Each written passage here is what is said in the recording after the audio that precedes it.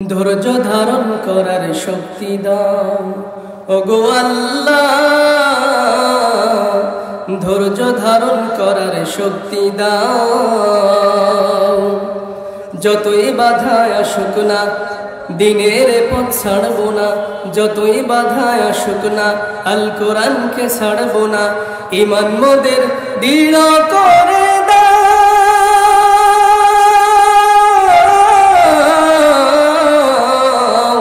ওগো আল্লাহ, ধৈর্য ধারণ করার শক্তি দাও। চাই যে মাওলা ওমর দিলার সাহস করো দান, যেন কণ্ঠে মোদের ধ্বনিত হয় কোরআনের স্লোগান। ঠিক বলে চাই যে মাওলা ওমর দিলার সাহস করো দান, যেন কণ্ঠে মোদের ধ্বনিত হয় কোরআনের স্লোগান। চাই যে আমি সেই শাহাদাত কবুল করে নাও ওগো আল্লাহ, ধৈর্য ধারণ করার শক্তি দাও ওগো আল্লাহ, ধৈর্য ধারণ করার শক্তি দাও। চিল্লায় বলি মারহাবা। আল্লাহ রাব্বুল আলামিন কোরআনুল কারীমে বলেন, ওয়া মান ইয়াশকুর ফাইন্নামা ইয়াশকুরু লিনাফসিহি। যে ব্যক্তি এই পৃথিবীতে নিয়ামত পাওয়ার পরে আল্লাহ তাআলার শুকরিয়া আদায় করে, আল্লাহ রাব্বুল আলামিন ওই সমস্ত শুকরিয়া আদায়কারী বান্দাগণের নিয়ামত দিয়ে আল্লাহ রাব্বুল আলামিন তাদেরকে আরো বৃদ্ধি করে দেন। সুবহানাল্লাহ। প্রিয় উপস্থিতি, দুরূদ সালাম পাঠ করছি মানবতার মুক্তির দূত সাইয়্যিদুল মুরসালিন নবী, নবিকুলের সরদার, আশহাদুল আম্বিয়া, আশরাফুল আম্বিয়া, সরদারে কায়নাত, দোজাহানের কান্ডারে নবী, বিশ্ব নবী জনাবে মুহাম্মদুর রাসূলুল্লাহ সাল্লাল্লাহু আলাইহি ওয়াসাল্লাম। প্রিয় উপস্থিতি, আজকের আমরা এত সুন্দর একটা পরিবেশ পেয়েছি, যেই পরিবেশটা এই তাফসীরুল কোরআন মাহফিলের বাগান সাজাতে যে 5ই আগস্টের আগে আমাদেরকে অনুমতি নেওয়া লাগতো। ঠিক কিনা বলেন? কালের পরিক্রমায় আল্লাহ রাব্বুল আলামিন এত সুন্দর একটা দিন আমাদেরকে উপহার দিলেন, যেই সময় 5ই আগস্টের পরে সারা বাংলাদেশে এখন বিনা অনুমতিতে বিভিন্ন জায়গায় তাফসীরুল কোরআন মাহফিল চলতেছে। ঠিক কিনা বলেন? কিন্তু ইতিপূর্বে এই তাফসীরুল কোরআন মাহফিলগুলো সাজাতে যে, মাহফিলগুলো করতে যে বিভিন্ন জায়গা থেকে অনুমতি নেওয়া লাগতো। ঠিক কিনা বলেন? থানায় চলে যেতে হতো, বক্তার এনআইডি কার্ড জমা দিয়ে কত রকমের অনুমতি নিয়ে মাহফিল করা লাগতো। আল্লাহর জমিনে আল্লাহর কোরআনের কথা হবে, কেন অনুমতি লাগবে? যেই জমিনে গান কনসার্ট করতে যে কোনো অনুমতির প্রয়োজন হয় না, নাটক সিনেমা থিয়েটার করার অনুমতির প্রয়োজন হয় না, সেই জমিনে কোরআনুল কারীমের কথা বলতে গেলে অনুমতি লাগতো। কথা বলেন ঠিক কিনা? আল্লাহ রাব্বুল আলামিন এত সুন্দর একটা দিন আমাদেরকে উপহার দিলেন, এর জন্য আমরা আল্লাহর দরবারে আরেকবার শুকরিয়া আদায় করছি, বলছি আলহামদুলিল্লাহ। আল্লাহ রাব্বুল আলামিন কোরআনুল কারীমে বলেন, ওয়াকালাল্লাযীনা কাফারু লা তাসমাউ লিহাযাল কুরআন। জোরে বলি আল্লাহু আকবার। তৎকালীন সময়ে কাফেররা যেখানে কোরআনুল কারীমের কথা হতো, সেখানে কাফেরদের স্লোগান ছিল, এই কোরআনুল কারীমের কথা বলতে দেয়া হবে না, ওখানে যে তোমরা হট্টগন্ডগোল শুরু করে দাও, ওখানে যে তোমরা মারামারি শুরু করে দাও, যাতে করে কোরআন থেকে মানুষদেরকে গাফিল করা যায়, যাতে করে কোরআন থেকে মানুষদেরকে গাফিল করা যায়। 5ই আগস্টের পূর্বে ঠিক আমরা এইরকম দেখেছি, যেখানে কোরআনুল কারীমের কথা হতো সেখানেই বিভিন্ন হট্টগন্ডগোল বাধা সৃষ্টি করতে। কথা বলেন ঠিক কিনা? বক্তারা মঞ্চে উঠে যখন কোরআনুল কারীমের হক কথাগুলো যখন বলতো, তখনই তাদের গায়ে জ্বালা চড়ে যেত। আল্লাহ রাব্বুল আলামিনের ঘোষণা হচ্ছে, এই পৃথিবীতে তৎকালীন সময়ে যারা কোরআন শুনতে মানুষকে বাধা দিত, বর্তমানেও যারা দিচ্ছে, কিয়ামত পর্যন্ত যারা কোরআনুল কারীমের হক কথা বলতে যে যারা বাধা প্রদান করবে, আল্লাহর ভাষা অনুযায়ী তারা কাফের। ঠিক কিনা বলেন? যেহেতু আল্লাহ বলছেন ওয়াকালাল্লাযীনা কাফারু লা তাসমাউ লিহাযাল কুরআন, কাফেররা বলতো কোরআন শুনতে দেয়া যাবে না মানুষদেরকে, কোরআন অনুযায়ী সমাজ পরিচালনা করতে দেয়া যাবে না, কোরআন অনুযায়ী রাষ্ট্র ব্যবস্থা পরিচালনা করতে দেয়া যাবে না, যদি দেয়া যায় তাহলে আমাদের গদি আর থাকবে না। এটা কাফিরদের স্লোগান ছিল। ঠিক সেই স্লোগানই তারা ধারণ করেছিল। আল্লাহ রাব্বুল আলামিন সেখান থেকে আমাদেরকে উত্তোলন করেছেন, বলি আলহামদুলিল্লাহ। প্রিয় উপস্থিতি, আল্লাহ রাব্বুল আলামিন কোরআনুল কারীম নাযিল করেছেন। এই কোরআনে আল্লাহ সব দিয়ে দিয়েছেন। মানুষের রান্নাঘর থেকে শুরু করে নিয়ে সংসার পর্যন্ত মানুষের জন্য যা দরকার সবকিছু আল্লাহ রাব্বুল আলামিন কোরআনুল কারীমের ভিতরে কোট করে দিয়েছেন। বলেন সুবহানাল্লাহ। আল্লাহ রাব্বুল আলামিন কোরআনুল কারীমের ভিতরে বলেন মা ফাররাতনা ফিল কিতাবি মিন শাই, পৃথিবীর মানুষের জন্য যা দরকার এমন কোনো দিক ও বিভাগ নেই, এমন কোনো বিষয় নেই যে কথাগুলো আমি আল্লাহ রাব্বুল আলামিন কোরআনুল কারীমের ভিতরে ঢুকাই দেই নাই। সুবহানাল্লাহ। সব কথা কোরআনে আছে।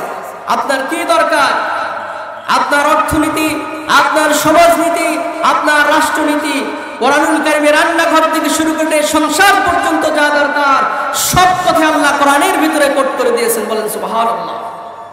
কোরআন থেকে প্রেসক্রিপশন নিয়ে আপনার আমার জীবনকে পরিচালনা করতে হবে। যদি পারি তাহলে এই সমাজ, এই দেশ, এই রাষ্ট্র সব গঠন হয়ে যাবে, সব সুশৃঙ্খলভাবে চলতে থাকবে। ঠিক কিনা বলেন?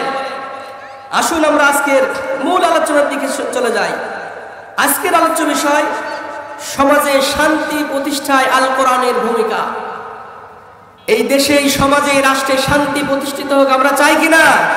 কারা কারা চাই? দুহাত তুলে আল্লাহকে দেখায় লিল্লাহি তাকবীর, লিল্লাহি তাকবীর। তাহলে এই সমাজে শান্তি প্রতিষ্ঠা করতে হলে কোরআনের দিকে ফিরে আসতে হবে আমাদেরকে। কোন দিকে? কোরআনের দিকে। আসুন আমরা পয়েন্ট আকারে কিছু কথা শুনি। এই সমাজে যদি শান্তি প্রতিষ্ঠা করতে হয় তাহলে 1 নাম্বার, এই সমাজের মানুষদেরকে হত্যাকাণ্ড নিষিদ্ধ করতে হবে, খুন খারাপি নিষিদ্ধ করতে হবে। আল্লাহ রাব্বুল আলামিন কোরআনুল কারীমে বলেন ওয়ালা তাকতুলুন নাফসাল্লাতী হারামাল্লাহ ইল্লা বিল হক। আল্লাহ রাব্বুল আলামিন বলেন আল্লাহ তাআলা যাকে হত্যা করা নিষিদ্ধ করেছেন, আল্লাহ তাআলা যাকে হত্যা করা নিষিদ্ধ করেছেন তোমরা অন্যায়ভাবে তাকে হত্যা করো না, মানুষকে হত্যা করো না। আল্লাহ নিষেধ করেছেন আমাদেরকে।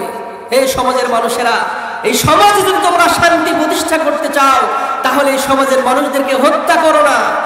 ইতিপূর্বে আমরা দেখেছি বিভিন্ন সময় মানুষদেরকে হুমকি দিয়ে, ধামকি দিয়ে, গুম করে মানুষদেরকে হত্যা পর্যন্ত করে ফেলেছে। ঠিক কিনা বলেন? এই হত্যাকাণ্ড আল্লাহ রাব্বুল আলামিন নিষিদ্ধ করেছেন। এই সমাজে যদি শান্তি প্রতিষ্ঠা করতে হয় তাহলে আমাদেরকে হত্যাকাণ্ড নিষিদ্ধ করতে হবে। 2 নম্বরে আল্লাহ রাব্বুল আলামিন বলেন সমাজে যদি শান্তি প্রতিষ্ঠা করতে চাও তাহলে এই বিশৃঙ্খলা, সন্ত্রাস প্রতিরোধে কঠোর ব্যবস্থা গ্রহণ করতে হবে। সমাজে বিশৃঙ্খলা তৈরি করা যাবে না, সন্ত্রাসী করা যাবে না। এই সমাজের মানুষদেরকে শান্তির সাথে বসবাস করতে দিতে হবে। কিন্তু ইতিপূর্বে আমরা দেখেছি এই সমাজটাকে যত রকমের কার্যকলাপ দিয়ে বিশৃঙ্খলা সৃষ্টি করা যায় তারা সব রকমের বন্ধ ব্যবস্থা করে যে সমাজে বিশৃঙ্খলা তৈরি করার জন্য এই সমাজটাকে তারা অন্ধকারে নিমজ্জিত করেছিল। বিগত 15 থেকে 16টা বছর তারা এই সমাজে বিভিন্ন মানুষে বিভিন্নভাবে বিশৃঙ্খলা তৈরি করেছিল। 3 নম্বর পয়েন্ট, সামাজিক সুবিচার প্রতিষ্ঠা করা। আল্লাহ রাব্বুল আলামিন কোরআনুল কারীমে বলেন ইন্নাল্লাহা ইয়া'মুরু বিল আদলি ওয়াল ইহসান। নিশ্চয় আল্লাহ রাব্বুল আলামিন ন্যায় বিচারের উপর নির্দেশ প্রদান করেছেন। এই সমাজে ন্যায় বিচার প্রতিষ্ঠা করতে হবে। তাহলে 3 নম্বর পয়েন্ট হচ্ছে এই সমাজে যদি শান্তি প্রতিষ্ঠা করতে হয় তাহলে ন্যায় বিচার কায়েম করতে হবে। কিন্তু এই সমাজে কি শান্তি আসছে? বিগত দিনে শান্তি আসেনি। তার কারণ হচ্ছে এই সমাজে কোনো ন্যায় বিচার ছিল না। এই সমাজে মানুষের অন্যায়ভাবে জেল জরিমানা করে বিভিন্নভাবে মানুষদেরকে হয়রানি করে, হুমকি দিয়ে, ধমকি দিয়ে, মিথ্যা গুম খুনের হুমকি দিয়ে তাদেরকে জেলখানায় বন্দী করেছে। নিরপরাধ মানুষদেরকে ফাঁসির কাষ্টে ঝুলিয়েছে। কথা বলেন ঠিক কিনা? তাহলে এই সমাজে যদি আমাদেরকে শান্তি প্রতিষ্ঠা করতে হয়, এই সমাজে যদি শান্তি আনতে হয়, তাহলে এই সমাজে ন্যায় বিচার, আদল ন্যায় বিচার প্রতিষ্ঠা করতে হবে। তাহলেই এই সমাজে শান্তি ফিরে আসবে। আমি খুব সংক্ষেপে করছি পয়েন্টগুলো। এরপরে 4 নম্বর পয়েন্ট, সম্পদ আত্মসাৎ করা থেকে বিরত থাকতে হবে। সম্পদ আত্মসাৎ করা থেকে যদি বিরত থাকতে পারি, তাহলে এই সমাজে শান্তি ফিরে আসবে। অন্যায়ভাবে কারো সম্পদ গ্রাস করা যাবে না, অন্যায়ভাবে কারো সম্পদ দখল করা যাবে না, এতিমের সম্পদ অন্যায়ভাবে ভক্ষণ করা যাবে না, এটা হারাম। আল্লাহ রাব্বুল আলামিন কোরআনুল কারীমে বলেন, ইয়া আইয়ুহাল্লাযীনা আমানু লা তাকুলু আমওয়ালাকুম বাইনাকুম বিল বাতিল। আল্লাহ রাব্বুল আলামিন तमाम পৃথিবীর ঈমানদারকে ডেকে বলছেন, ইয়া আইয়ুহাল্লাযীনা আমানু, ওহে বিশ্বাসীরা, ওহে যারা ঈমানদার, তোমরা যারা ঈমান এনেছো তারা শুনে রাখো, অন্যায়ভাবে তোমরা কখনো একজনের সম্পদ আরেকজনকে গ্রাস করে নিও না। অন্যায়ভাবে এতিমের মাল তোমরা ভক্ষণ করো না। অন্যায়ভাবে কারো সম্পদ তোমরা লুট করে নিও না। অন্যায়ভাবে কারো সম্পদ নেওয়া যাবে না। যদি নেন তাহলে এই সমাজে শান্তি উঠে যাবে, সমাজে শান্তি থাকবে না। অন্যায়ভাবে সম্পদ গ্রাস করলে সমাজ থেকে শান্তি উঠে যাবে। এরপরে 5 নম্বর, মানুষের মৌলিক অধিকার নিশ্চয়তা করতে হবে। মৌলিক অধিকার যেগুলো আছে, এই মৌলিক অধিকারের নিশ্চয়তা প্রদান করতে হবে। মৌলিক অধিকার 1 নম্বর, শিক্ষা, চিকিৎসা, খাদ্য, বাসস্থান। শিক্ষায় মৌলিক অধিকার নিশ্চিত করতে হবে। মুসলমানদের উপরে যে শিক্ষাটা ছিল বিগত 15-16 বছরে আমরা দেখেছি, ইসলামী রাষ্ট্রে ইসলামী শিক্ষা ব্যবস্থা ছিল না।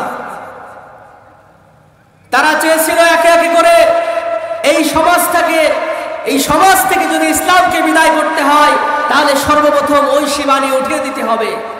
তারা একে একে সমাজের বিভিন্ন রঞ্জে রঞ্জে শিক্ষা ব্যবস্থাকে ধ্বংসের দ্বার প্রান্তে নিয়ে চলে গিয়েছিল। ঠিক কিনা বলেন? স্কুল কলেজ মাদ্রাসায় পরীক্ষার নামে চলছিল নাটক, পড়াশুনো ছিল না। ছেলেপেলের হাতে ধরাই দিয়েছিল অ্যান্ড্রয়েড ফোন, যাতে করে তারা এই সমাজের বিশৃঙ্খলা বেহায়াপনা সৃষ্টি করতে পারে। শিক্ষা ব্যবস্থাকে ধ্বংসের দ্বার প্রান্তে নিয়ে গিয়েছিল। চিকিৎসা খাতে দুর্নীতি, খাদ্য, বাসস্থান, মানুষকে অন্যায়ভাবে তাদের সমাজ থেকে, তাদের ঘর বাড়ি থেকে উচ্ছেদ করেছিল তারা। সুতরাং এই সমাজে শান্তি প্রতিষ্ঠা করতে হলে মানুষের মৌলিক অধিকার নিশ্চিত করতে হবে। এরপরে 6 নম্বর, সৎ লোকের দ্বারা শাসন কার্য প্রতিষ্ঠা করতে হবে সমাজে। সমাজে যদি শান্তি আনতে হয়, সৎ লোককে পার্লামেন্টে বসাতে হবে, সৎ লোককে চেয়ারে বসাতে হবে। এই সৎ লোক যদি চেয়ারে যায়, কখনোই সমাজে দুর্নীতি হবে না, চুরি হবে না, খুন হবে না, হত্যা হবে না, রাহাজানি হবে না, কিচ্ছু হবে না। ঠিক কিনা বলেন? এরকম সমাজ, এই সমাজে শান্তি প্রতিষ্ঠা করতে হলে এই সমাজের চেয়ারগুলোতে, এই রাষ্ট্রের চেয়ারগুলোতে, পার্লামেন্টে সৎ লোকের শাসন প্রতিষ্ঠা করতে হবে। যদি করা যায় তাহলে এই সমাজে শান্তি চলে আসবে। আমরা চাই কিনা এই সমাজে শান্তি প্রতিষ্ঠিত হোক? চাই কিনা? অবশ্যই চাই। এরপরে কোরআনের আইন এই সমাজে, রাষ্ট্রে প্রতিষ্ঠা করতে হবে, তাহলে এই সমাজে শান্তি ফিরে আসবে। কোরআনের আইন ছাড়া কখনো এই সমাজে শান্তি ফিরে আসতে পারে না। আল্লাহ রাসূল সাল্লাল্লাহু আলাইহি ওয়াসাল্লাম কোরআন নাজিল হওয়ার পূর্বে প্রায় 40 বছর ধরে চেষ্টা করেছেন কিভাবে এই সমাজের মানুষকে শান্তির দিশা দেখানো যায়। পেরেছিলেন? যতদিন পর্যন্ত আল্লাহ তাআলা প্রদত্ত ঐশী বাণী এই পৃথিবীতে রাসূলের উপরে নাজিল না হয়েছে, ততদিন পর্যন্ত এই সমাজে শান্তি আসে নাই। সুতরাং কোরআন ছাড়া এই সমাজে কখনো শান্তি প্রতিষ্ঠা হতে পারে না। আল্লাহ রাব্বুল আলামিন কোরআনুল কারীমে বলেন, আলা লাহুল খালকু ওয়াল আমর। আল্লাহ বলছেন, সৃষ্টি যার, আইন চলবে তার। আমাদেরকে কে সৃষ্টি করেছেন? আরো জোরে বলতে হবে, কে সৃষ্টি করেছেন? এই আসমান কে সৃষ্টি করেছেন? জমিন কে সৃষ্টি করেছেন? সুতরাং সৃষ্টি যার, আইনও চলবে তার। কথা বলেন ঠিক কিনা? আল্লাহ সৃষ্টি করেছেন যদি আপনার আমার বাপ দাদার আইন চলে, কখনোই সমাজে শান্তি প্রতিষ্ঠিত হতে পারে না। কথা বলেন ঠিক কিনা? এই জন্য এই সমাজে শান্তি প্রতিষ্ঠা করতে হলে অবশ্যই আমাদেরকে আল্লাহর জমিনে আল্লাহ দ্বীন প্রতিষ্ঠা করতে হবে, তাছাড়া কখনোই জমিনে শান্তি প্রতিষ্ঠিত হবে না। ঠিক কিনা বলেন? আমাদেরকে কে সৃষ্টি করেছেন? আল্লাহ। আল্লাহ তুমি সৃষ্টিকারী, তুমি পালনকারী, তোমার করুণা পাওয়ার আশায় ধৈর্য ধারণ করি। আল্লাহ তুমি সৃষ্টিকারী, তুমি লালনকারী, তোমার করুণা পাওয়ার আশায় ধৈর্য ধারণ করি। খোদা গো তুমি রহমান, খোদা গো তুমি রহমান, খোদা গো তুমি রহমান, খোদা গো তুমি রহমান। আসসালামু আলাইকুম ওয়া রাহমাতুল্লাহ। আমার সময় শেষ, সকলে আমার জন্য দোয়া করবেন।